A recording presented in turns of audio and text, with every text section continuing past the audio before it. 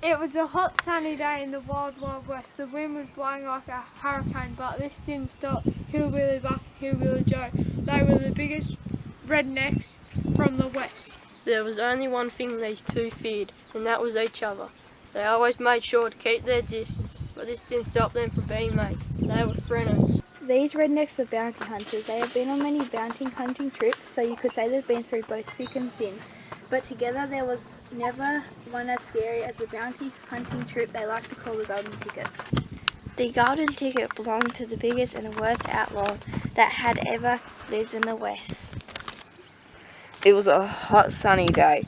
Hillbilly Buck and Hillbilly Joe were waiting for the next mail delivery, waiting to see the next wanted bounty hunting list.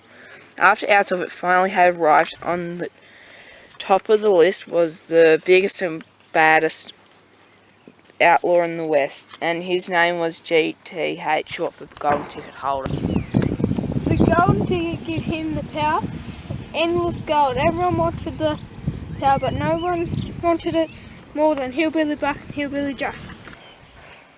They set off on the most dangerous bounty hunt trip that had ever taken place in the West. After 3 days of riding through the rocky hot countryside, they had finally arrived at GTH's old, dirty, broken down house.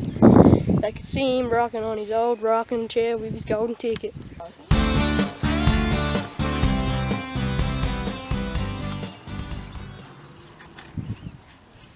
Okay. They both stormed in through the door and rock, paper, scissors him to death and took the ticket for themselves. Okay.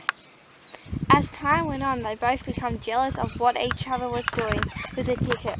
Both the Western rednecks were now extremely jealous of each other. Jealousy led to hatred. Hatred led to a want to have it all to themselves. One day the jealousy had just become too much for Hillbilly Joe, so he got up and pumped out his chest and said, It's time for our time to come to an end. Hillbilly Buck got up and said, Alright then, let's do it. Whoever wins gets to shoot that roof. They both got up and counted to 3. 1, 2, 3. Hillbilly Joe was first to shoot. As per usual, he missed. Hillbilly Buck replied with one shot that didn't miss.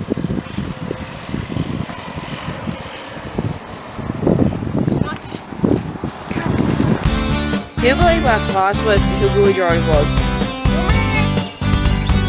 and Hillbilly Buck walked away into the sunset.